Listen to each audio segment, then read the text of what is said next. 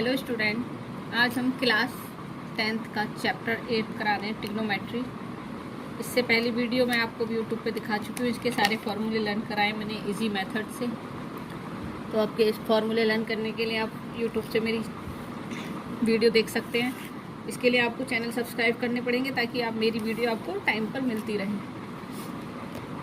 तो सबसे पहले ट्रिग्नोमेट्री के फार्मूले लर्न करने हैं। वीडियो को देखिएगा ध्यान से और सारे फार्मूले लर्न करिए। सबसे पहले मैं आपको एक बेसिक चीज़ और बता देती हूँ। ये है ट्रिग्नोमेट्री में समकोण त्रिभुज। यहाँ जो कोण होता है वो कितना होता है, 90 डिग्री का। तो माना ये ए है, बी है और ये सी है। तो ये होता है इसका कर्ण, ये लंब और ये आधार। ये सारे फॉर्मूले फर्स्ट वीडियो में बता चुके हैं, फिर भी एक बार थोड़ा सा समझ लीजिए, ठीक है। तो ये होता है समकोण त्रिभुज। अब हमें कोण निकालना होगा ए का। मान लीजिए किसी भी साइन, जैसे साइन ए का पूछा, साइन बी का, साइन सी का, जिसका भी पूछे उसका कोण होना चाहिए। जैसे साइन ए का पूछा तो इसके सामने वाली भुजा क्या कहलाई जाएगी, लंब, ठीक है। ये वाली बात ज़रूरी है आपके लिए समझने की। जैसे ए पूछ रहा है तो ए कोण के सामने वाली भुजा क्या कहलाई जाती है, लंब, और ये आधार। लेकिन अगर इसी में वो कोण सी पूछे, मतलब साइन सी पूछे, तो इस वाले कोण के सामने की भुजा लंब कहलाई जाएगी और ये आधार हो जाएगा, ठीक है ना। ये वाला क्या हो जाएगा, लंब और ये आधार। जिस कोण के सामने की भुजा होती है वही लंब होता है, उसी को लंब कहते हैं। अब देखिए पहला क्वेश्चन, जैसे एक्सरसाइज 8.1, इसको समझिएगा आप। पहला क्वेश्चन है, क्वेश्चंस मैं आपको पीडीएफ में दे दूंगी। बुक वैसे ऑनलाइन है, ऑनलाइन आप चेक कर सकते हैं। बुक एनसीईआरटी की बुक है। अगर नहीं भी है पीडीएफ में, आपको मैं एक्सरसाइज की पीडीएफ भेज दूंगी, उसमें से आप देख सकते हैं। क्वेश्चन 1, त्रिभुज ए बी सी में, यही वाला त्रिभुज दे रखा है ए बी सी में, जिसका कोण बी समकोण है। तो बी क्या बना दिया हमने, समकोण। ए बी हमें दे रखी है, जो हमें दिया है वो हम लिखते चले जाते हैं। ए बी हमें दे रखा है कितना, 24 सेंटीमीटर। बी सी हमें दे रखा है 7 सेंटीमीटर। तो हम यहाँ लिख देंगे A B is equal to 24 और B C is equal to 7 centimetre. और यूनिट का जरूर ध्यान रखें, यहाँ पे सेंटीमीटर दे रखा तो सेंटीमीटर लिखना है। अब देखिए उसने पूछा है हमसे, सबसे फर्स्ट पार्ट मैं करा रही हूँ, सेकंड पार्ट करिएगा। सेकंड पार्ट भी करा देते हैं, इससे आपको सब समझ में आ जाएगा। साइन ए कॉस ए का मान। सबसे पहले आपको फॉर्मूला लर्न होना चाहिए कि साइन ए बराबर क्या होता है। वीडियो देखेंगे तो फॉर्मूले भी आसानी से लर्न हो जाएंगे। क्या होता है, फॉर्मूले लर्न करने बताए थे, तो पहले पता होना चाहिए साइन ए बराबर होता है लंब बटे कर्ण। तो यहाँ लिखेंगे लंब बटे कर्ण।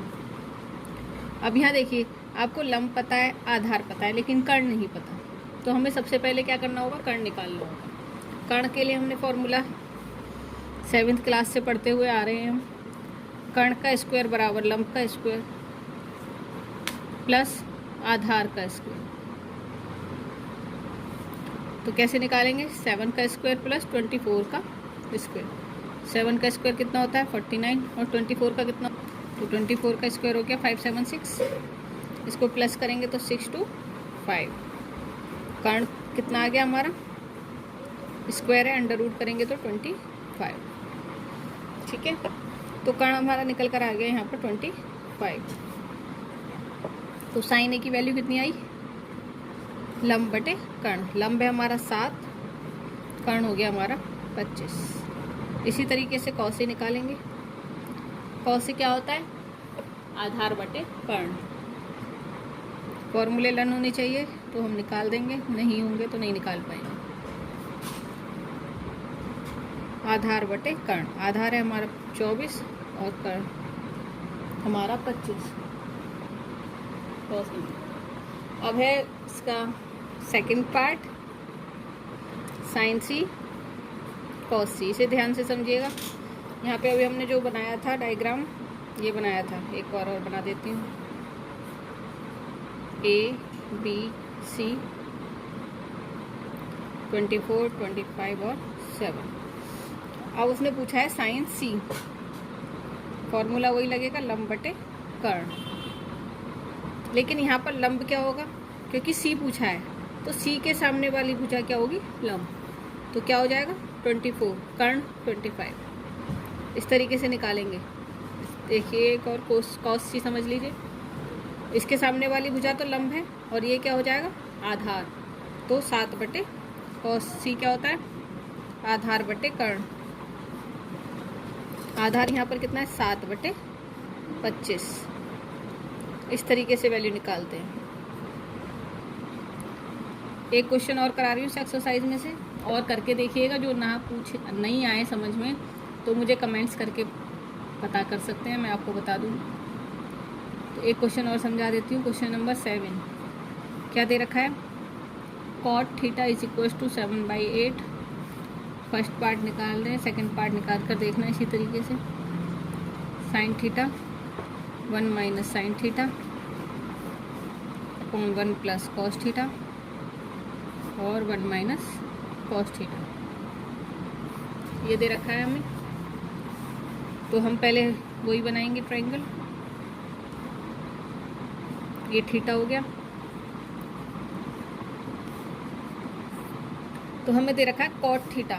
कॉट थीटा क्या होता है, सबसे पहले ये पता होना चाहिए। कॉट थीटा क्या होता है, बेटा तो कॉस थीटा हो गया हमारा आधार बटे लंब।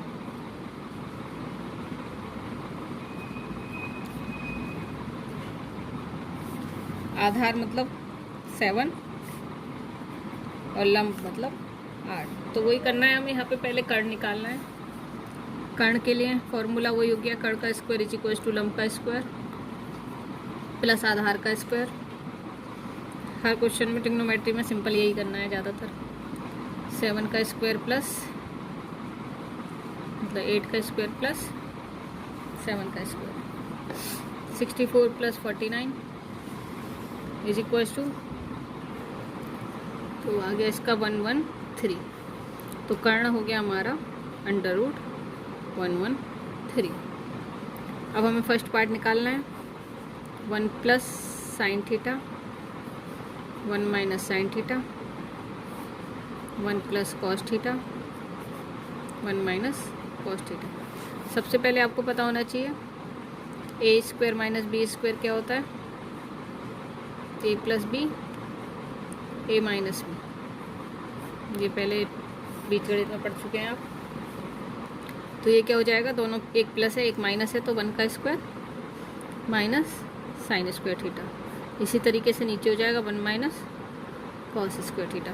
वैसे ये वाले फॉर्मूले भी सिखा रखे हैं। 1 माइनस कॉस स्क्वायर थीटा कितना होता है हमें पता होना चाहिए। 1 minus sine square theta is equal to cos square theta और 1 minus cos square theta is equal to sine square theta. अगर फॉर्मूले लर्न भी नहीं होते तो डायरेक्ट भी हो जाता है, इसमें डायरेक्ट भी वैल्यू रख सकते हैं। फॉर्मूले लर्न है तो लिख सकते हैं cos square theta upon sine square theta. अब यहाँ से हमें पहले कॉस की वैल्यू पता होनी चाहिए, तो यहाँ पर हम पहले साइन थीटा निकाल देते हैं। साइन थीटा बराबर लंब बटे कर्ण। लंब कितना है हमारा 8 बटे अंडर रूट 113 और कॉस थीटा हमारा हो गया 7 बटे 113। यहाँ वैल्यू रख देंगे हम। कॉस स्क्वायर थीटा की वैल्यू हो गई 7 अपॉन अंडर रूट 113 का स्क्वायर अपॉन साइन थीटा की हो गई 8 अपॉन अंडर रूट 113 का स्क्वायर। तो 49 अपॉन 113 64 अपॉन 113, ये कैंसिल हो गया। आंसर आ गया 49 अपॉन 64, ये आंसर है। और डायरेक्ट भी कर सकते हैं, ये सिंपल है इसलिए ज़्यादा इजीली हो जाएगा। अगर आप यहाँ पर रखेंगे तो कैलकुलेशन बहुत हो जाएगी, इसीलिए मैंने इसे सॉल्व करके कराया है। आप यहाँ पर भी रख सकते हैं फिर सॉल्व करके कर सकते हैं, दोनों तरीके से सही है।